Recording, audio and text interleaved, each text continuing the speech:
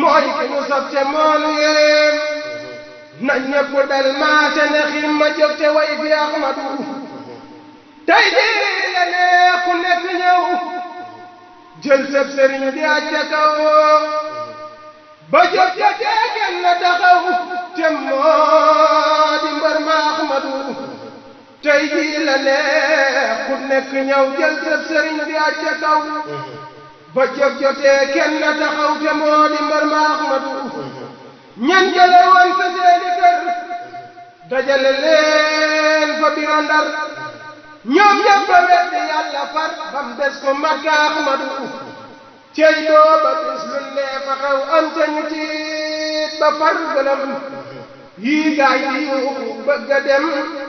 ku nekk jiital Ahmadu ñii sa fi ay gaala mu sóor ñii jël kurus ya di ko yor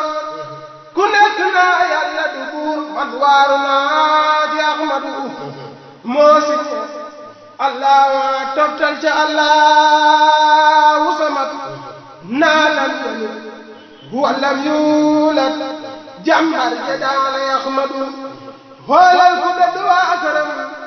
tabbi ci géej du ngërëm dëddu dërëm gàddu dërëm ku ne la julli Ahmadu julli na fii ma baafali borom Tuubaa maa yomba yit moo fa julli la baaga boo moo ko jëli handi ci réew mi Ahmadu moom la ñu yóbbu woon Dakar rabbu yi ñëw di ko faxaar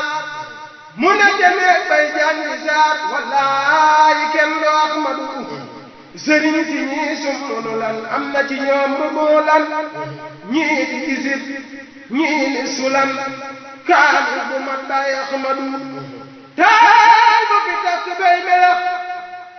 def ko fi